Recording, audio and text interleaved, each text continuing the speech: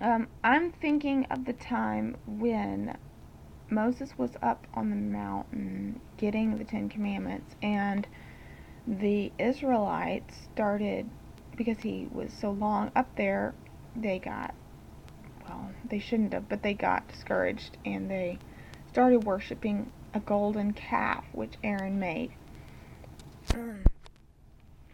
Because they said, well, Moses isn't coming back. Um, so, when he came down, when Moses came down and saw what the people had done, he gave them a chance. He drew a line in the sand and he said, everyone who wants to worship the Lord, get on this side of the line with me, and everyone who doesn't, get on the other side. Well, the people who chose the Lord got on the side of the line with Moses. And what happened? The earth opened and swallowed the other people up. Okay, so the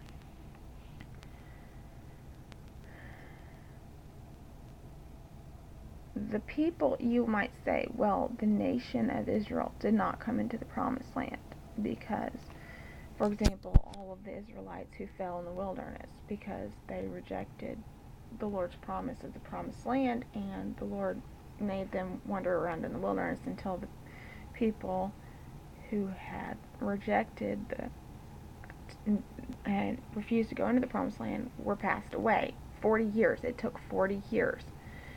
And then the next generation did go into the promised land.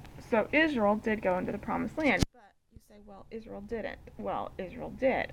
Not all of Israel, but the Israelites who accepted the blessing, the direct blessing given, did inherit that direct blessing that was offered. Okay. So,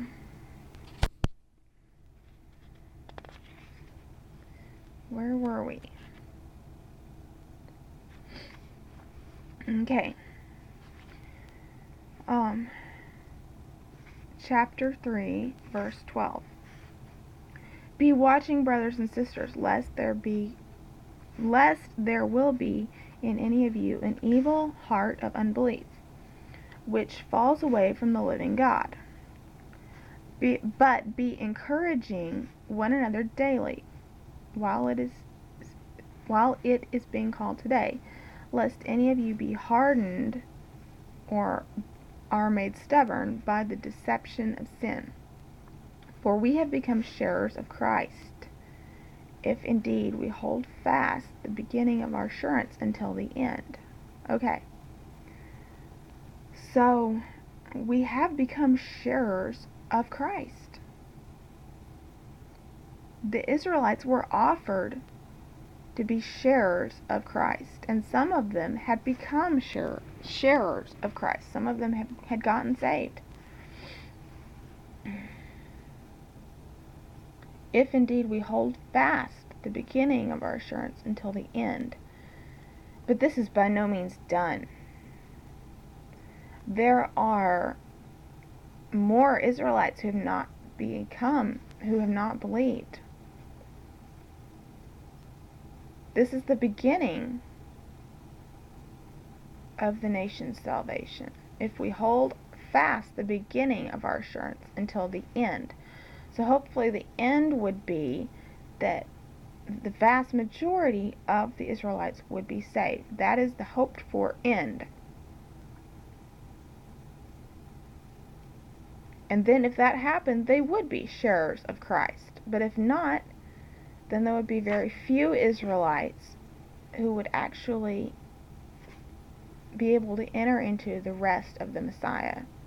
They would still be trying to earn their own salvation. They would not be sharers of Christ. Some of them would.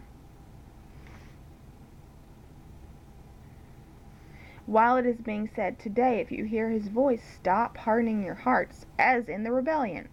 That was the rebellion. When they rebelled, when they were told to go into the promised land, that's the rebellion he's referring to. And the Lord took an oath and said, they will never enter into my rest. So this rest that was a picture of the rest that is going to be offered to the Israelites through the Messiah, they were not able to enter into it. Just like currently, the Israelites who reject the Messiah will not be able to enter into that rest. Therefore, there would be many Israelites. The nation of Israel on a whole would have to wait for that fullness to come in, and they would not become sharers, at least not right away. Sharers of Christ.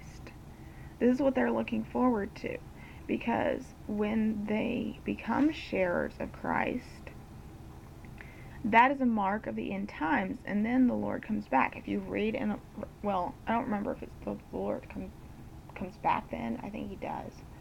Anyway, he sets up his kingdom on earth, this kingdom that Jesus was proclaiming. This kingdom of heaven, you can't read Matthew without hearing the kingdom of heaven throughout. That's because Jesus was proclaiming to the nation of Israel, turn to me and I will establish this kingdom of heaven. Obviously, he couldn't because they rejected him. So we're going through a phase of the wilderness right now. It's the same thing as it was back then. We're waiting for all the people who reject this message of the Messiah to die out, who reject this blessing. And then once that happens, Jesus will come and establish this kingdom of heaven, and they will be sharers of Christ.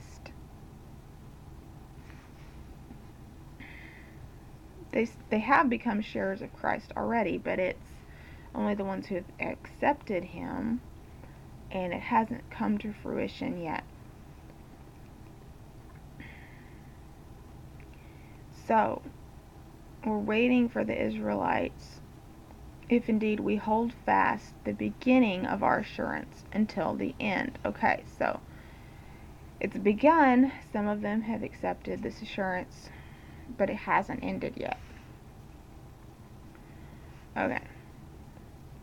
For who having heard rebelled, but it was not all the ones having come out of Egypt through Moses, was it? No, that's what I just said. Obviously not. Now with whom was he angry for 40 years? 40 years is a long time. It was a picture of what was to happen. It was the ones having sinned whose corpses fell in the wilderness, was it not?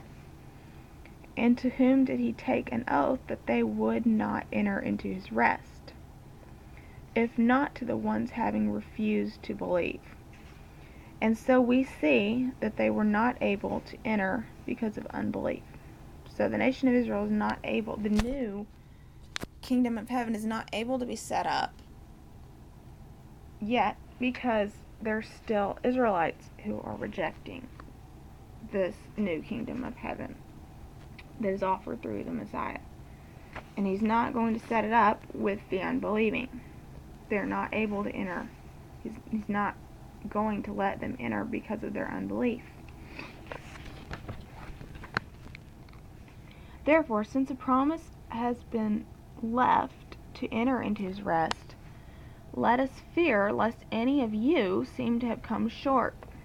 Okay, so we don't want our fellow, no, they didn't want their fellow Israelites to miss this promise. It's a reason to be afraid. Because we love our fellow Israelites and we do not want them to be lost. For we also have had the gospel proclaimed to us, even as they had the message proclaimed to them. The spies went in, said it was a good land. They had the message proclaimed. They rejected the message. It's the same thing here that happened in the New Testament. They had this message proclaimed to them. They rejected it. Okay. For we also have had the gospel, or good news. We've had good news proclaimed to us also. They had good news proclaimed to them.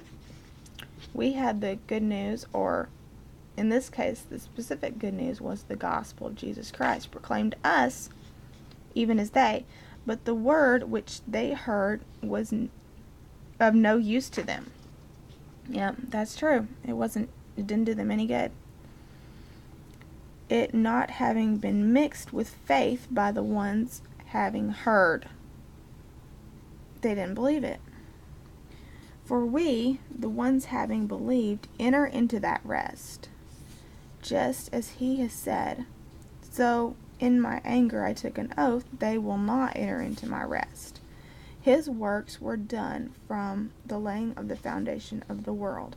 Okay, he knew what he was going to do, and so he set up the situation a long time ago in the wilderness to be a picture of what was going to happen in the New Testament days. He's all-knowing. For he has said somewhere concerning the seventh day, and God rested on the seventh day from all his works. So basically they're saying the Lord already knew what he was going to do, even though that doesn't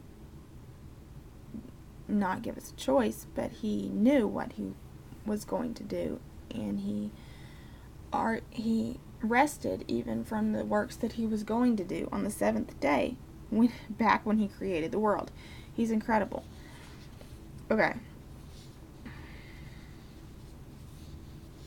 All his works. And in this place, again, they will not enter into my rest. And that's in Psalms 95:11. Therefore, since it remains for some to enter into it, so some are going to be part of this kingdom that's set up, the new kingdom of heaven, and the ones having first heard the gospel or good news did not enter in because of disbelief due to unbelief. Again, he designates a certain day, today, saying in David, after such a long time, just as it has been said, today, if you hear his voice, stop hardening your heart. For if Joshua had given them rest, God would not have spoken concerning another day after these things. Okay, so even the rest in the promised land was not perfect rest. God wanted to set up a kingdom with perfect rest for his nation of Israel. That was his good intention towards them because of his love for them. Okay. So there remains a Sabbath rest for the people of God. Even the Sabbath was a picture of this perfect rest that the Lord was going to give his people.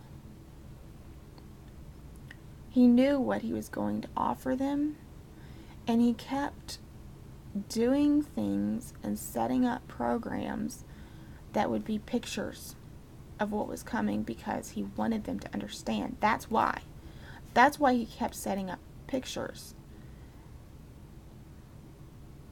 because he so badly wanted them to understand when it happened. He could say, look, this is authentic. Look, this is not some wild, off-the-wall thing. This has been talked about here. And look, here's a picture of it here. And here's a picture of it here. Here's a picture of it here. I keep giving you hints of what I'm going to do. You can tell this is me.